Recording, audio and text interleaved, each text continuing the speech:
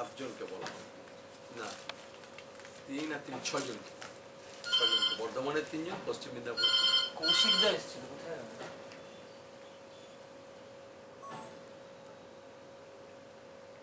আমি রেডি। হ্যাঁ, কটা চালকলগুলোর মালিক এবং সমবায় সংস্থাগুলো ছিল, ডিসিশন কি হচ্ছে? তারপর ডিসিশন মানে আমাদের যে পেন্ডিং যে রাইসটা আছে, যা পেন্ডিং ছিল, রাইস পেন্ডিং উইদিন 7 ডেজে তাদের বাকিটা দিতে হবে, অফার দিতে হয় ডিস্ট্রিক্ট কন্ট্রোলকে যে আমি এত দেবো। আমাদের রেশিও হলো যে সেন্ট্রাল গভর্নমেন্ট চাল না নিতে চাইলো, মানে এফসিআই না নিতে চাইলে এফসিআইকে নিতে হবে।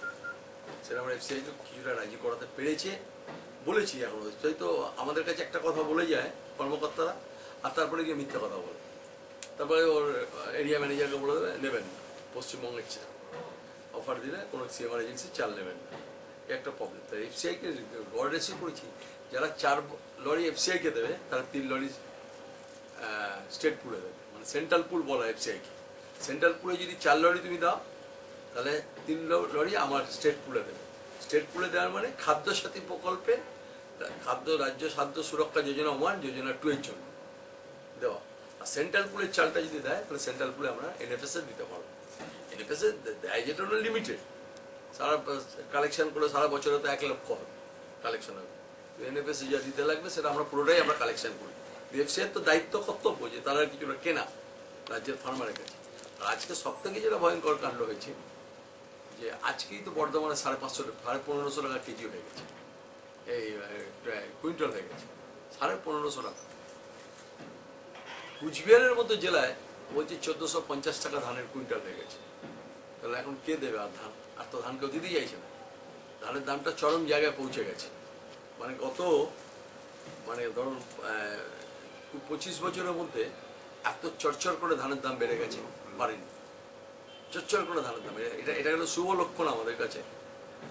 আনন্দের কথা যে ফার্মার দামটা পেয়ে যাবে, যেটা আমরা করি ফার্মারের জন্য তো করি না, ফার্মার ধানটা পেয়ে যাবে। এবার ফার্মার যদি বাইরে বিক্রি করে 1600 টাকা বিক্রি করে দিন, 1550 টাকা বিক্রি করে দিন, আমাদের কোনো আপত্তি নেই, আমরা কোনো ফার্মারকে বাধা দেবো না। কিন্তু 1550 1410 কমে গেলে আমি কিনবো, ধানটাকে কিনবো, আমি রেডি আছি। এখনো পর্যন্ত কিনতে রেডি আছি। আমার এখনো টার্গেট বাকি আছে, প্রায় 5.5 লক্ষের মতো বাকি আছে আমার। 5.5 লক্ষ মেট্রিক টন আমার কিনতে হবে, এখনো টাইম আছে আমার। 30 সেপ্টেম্বর ওটা ধরুন, আমরা যদি দিল্লি গিয়ে কথাবার্তা বলে ওটা 31 অক্টোবর হয়ে যাবে, তার মধ্যে আমি কিনতে পারবো। কিন্তু কিনে নিতে হবে 30 সেপ্টেম্বরের মধ্যে আমি কিনে ফেলতে হবে। মিলিং করতে আমি 1 মাস রাখতে পারি, মিলিং করার জন্য আমাদের 38 দিন লাগে মিল ঘুরে আসে। এই আজকে সমস্ত লিখেছিলাম, কনফেড, বেনফেড, ন্যাফেড, ন্যাকপ, এনসিসিএফ, WBECSC, 6টায় সিএমআর ছিল। মানে সমস্ত কোঅপারেটিভ সোসাইটি, যারা মেন কোঅপারেটিভ সোসাইটি যারা কাজ করছে ডিস্ট্রিক্ট ওয়াইজ, তাদের রেখেছিলাম। রাইস মিলারকে রেখেছিলাম, যার কাছে বাকি আছে, বকেয়া আছে। তাহলে আজকে দেখলাম 6খানা রাইস মিলারের কাছে প্রবলেম। এই 6টি হচ্ছে পশ্চিম মেদিনীপুরের 3টি আর 3টি বর্ধমান। এদের আলটিমেটলি 7 ডেজ টাইম দেওয়া হয়েছে। 7 দিনের মধ্যে এরা চাল দিতে শুরু করবে গোডাউনে। যে যেমন মিলিং করছে, কারোরা তো 8 ঘন্টা মিলিং 16 মেট্রিক টন, কারো 8 ঘন্টা মিলিং 24 মেট্রিক টন, কারো 8 ঘন্টা মিলিং 32